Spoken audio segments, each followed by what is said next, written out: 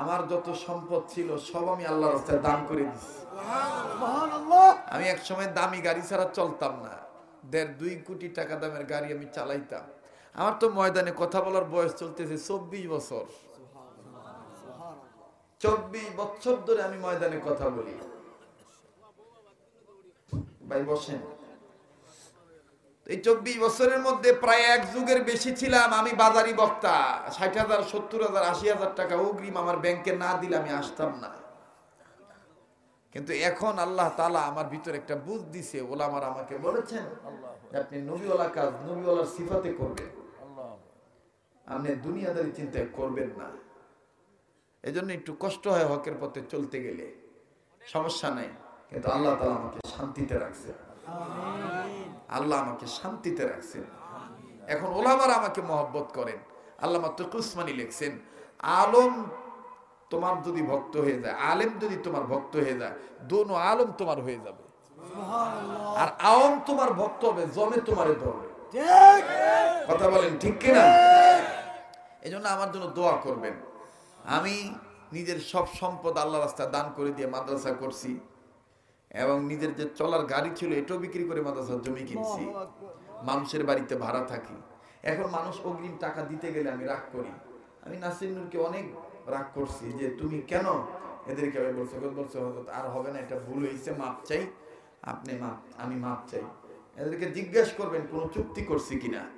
এক সময় আমি চুক্তি করতাম, আমার চাইতে বড় চুক্তিবাদী বক্তা বাংলাদেশে কেউ আসেন না। ভাই,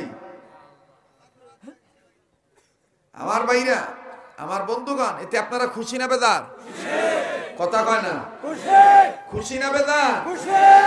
এখন অনেক বক্তা আমার সামনে 50,000 টাকার বান্ডিল নাই রে কয়, আমি তো ভিজিট করতে গেছি গা, আর এই দেখেন আমার 50,000 টাকা দেয়।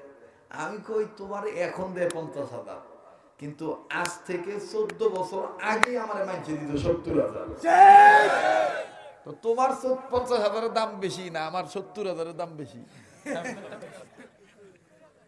হ্যাঁ, 70,000 দাম বেশি। আল্লাহ তাআলা আমাদের সকল উলামাদের দ্বীনের কাজ, দ্বীনি নিজাম মান্য করার তৌফিক দান করুন। আমিন। হেদায়েতের আশায় করার তৌফিক দান করুন। আমিন।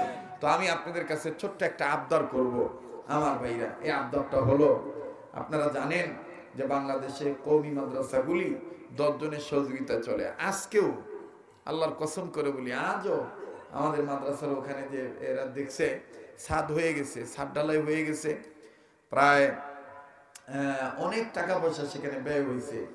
আমার বন্ধুগণ, 4 থেকে 5 লক্ষ টাকা স্যানিটারি বিল। এই বিলের জন্য আজকেও নাজিম সাহেব আমাকে বলতেছে, হযরত আর পারতেছি না মানুষের ঋণ বহন করা। আমি বল ঠিক আছে, দিয়ে দিচ্ছি। তো আমি আজকেও টাকা দিয়ে আসছি। তো আরো কয়েক লক্ষ টাকা দোকানদাররা পাবে। তো আপনারা কুলাউড়ার মানুষ, মৌলভীবাজারের মানুষ, শ্রীমঙ্গলের মানুষ আমাকে অতি মহব্বত করেন। আমি দেশের বাইরে গেলে, বাহিরের রাষ্ট্রে গেলে মৌলভীবাজারের ছেলেরা, শ্রীমঙ্গলের ছেলেরা অতি আবেগ নিয়ে আমাকে মহব্বত করে, আমার খেদমত করেন। আপনাদের ঋণ আমরা শোধ করতে পারবো না। হাবিব রহমান যুক্তিবাদী, এরপরে আপনাদের জুবাইর আহমদ আনসারী রহমতুল্লাহ আলাইহি সহ আমরা যারা আছি, আমরা বিদেশের জমিন দেখছি মৌলভীবাজারের ডিস্ট্রিক্টের মানুষের মহব্বতের উসিলা, নাইলে আমরা জীবনে কোনোদিন বিদেশের রাষ্ট্র চোখে দেখতাম না। আপনাদের এই স্পন্সরের কারণে, আপনাদের এই মহব্বতের কারণে আমরা বাহিরের রাষ্ট্রে যে কোরআনের কথা বলতে পারি। তো আমি চাই আপনারা যেহেতু দেশের মানুষ, আপনারা আমাকে মহব্বত করেন। আল্লাহর হস্তে না পারলে না দিবেন, কিন্তু কেউ চলে যাবেন না। আমার মাদ্রাসার জন্য যে হযরতের মাদ্রাসায় মা বাবার নামে আমি 2 বস্তা সিমেন্টের হাদিয়া আমি হযরতের মাদ্রাসায় দিলাম। আসেন এই ময়দানে কোনো বন্ধু? জি, হ্যাঁ, আমার হাতে দিবেন, আমি আপনার জন্য দোয়া করব ময়দানের মধ্যে। মাশাআল্লাহ, আল্লাহ আপনার দানকে কবুল করেন, বলেন আমিন। আল্লাহ তাআলা ওনার হায়াতের মধ্যে ভরপুর বরকত দান করেন। মাশাআল্লাহ, আল্লাহ তোমার একজন গোলাম, নবীর আশিক, মা বাবার দরদি, আমার হাতে 2 বস্তা সিমেন্টের হাদিয়া 1000 টাকা আমার হাতে দিছে। আল্লাহ আপনি কবুল করেন। আসেননি কোনো মায়ের সন্তান যে হযরত আপনার হাতে 1 বস্তা সিমেন্টের হাদিয়া, 2 বস্তা সিমেন্টের হাদিয়া আমি আপনার হাতে দিচ্ছি। আল্লাহ তাআলা ব্যবসা, এমপি মেম্বারের দরজা বন্ধ, আমার মাবুদের দরজা কিন্তু খোলা। বাজান কার কি গুনাহ আছে আমার জানা নাই। গুনাহ মাফের জন্য গোলাম হইয়া কান্নার চেষ্টা করেন, কান্না না আসলো কান্নার ভান ধরবেন। এই যুবক ডাক দিয়ে বললেন, নবী গো, আপনার এই চেহারার মধ্যে কেমনি টাইপের ছেলেরা পাথর মারছিল, এরা কি জানতো না আপনি নবীর বাবা নাই, আপনি নবীর মা নাই? আল্লাহ নবী ডাক দিয়ে বললেন, যুবক রে, তুমি কি আমাকে অনেক ভালোবাসো? যুবক ডাক দিয়ে বললেন, ইয়া রাসূলুল্লাহ, খুব খেয়াল করেন বাবা। যুবক ডাক দিয়ে বললেন, ইয়া রাসূলুল্লাহ, হাবিবে কিবরিয়া, আমি আমার বাবার চাইতে, এমনকি মায়ের চাইতে, এমনকি আমার নিজের জীবনের চাইতেও আপনি নবীকে বেশি ভালোবাসি। আরো জোরে বলেন আল্লাহু আকবার, বলেন না আল্লাহু আকবার। আরে বন্ধু, আল্লাহর হাবিব বললেন, তুমি আমারে তোমার বাবার চাইতেও কি বেশি ভালোবাসো? যুবক সাহাবী ডাক দিয়ে বললেন, ইয়া রাসূলুল্লাহ, বাবার চাইতে আপনাকে বেশি ভালোবাসি। নবী বললেন, তাইলে তুমি আমার কাছে আগায় আসো। এবার যুবক সাহাবী আগায় গেল। আল্লাহ নবী ডাক দিয়ে বললেন, তোমার কোমরে এটা কি কষ্ট হইতেছে? দোয়া করে দেব? হ্যাঁ, পিছনের বাবারা কি বলেন? দোয়া করে দেব? বলবো? একটু সময় দিবেন? আল্লাহ কবুল করুন। জোরে বলেন আমিন। আবার বলেন আমিন। লা ইলাহা ইল্লাল্লাহ। না না, থামেন। জিকিরের সাথে কারো কোনো দুশমনি আছে? এতগুলো মানুষ লা ইলাহা ইল্লাল্লাহর আওয়াজ এত আসছে কেন? লা ইলাহা ইল্লাল্লাহ দাকারি পিন্ডে লা ইলাহা ইল্লাল্লাহ। আরো জোরে লা ইলাহা ইল্লাল্লাহ, লা ইলাহা ইল্লাল্লাহ। হয় না? জবান খোলেন, লা ইলাহা ইল্লাল্লাহ, লা ইলাহা ইল্লাল্লাহ। আওয়াজ দেন, লা ইলাহা ইল্লাল্লাহ, লা ইলাহা ইল্লাল্লাহু ইল্লাল্লাহ, ইল্লাল্লাহু ইল্লাল্লাহ, লা ইলাহা ইল্লাল্লাহ, লা ইলাহা ইল্লাল্লাহ। জোরে লা ইলাহা ইল্লাল্লাহ। ভাইজান, যার দিলে আছে আল্লাহর ভয়, আল্লাহ আল্লাহ সব সময়, ঠিক কিনা বলেন? যার দিলে আছে আল্লাহর ভয়, বলেন, যার দিলে আছে আল্লাহর ভয়, আল্লাহ আল্লাহ সব সময়। আহার নিদ্রা ভালো লাগে না, দুনিয়াদারি ভালো লাগে না, ভালো লাগে যে ইল্লাল্লাহ, লা ইলাহা ইল্লাল্লাহ,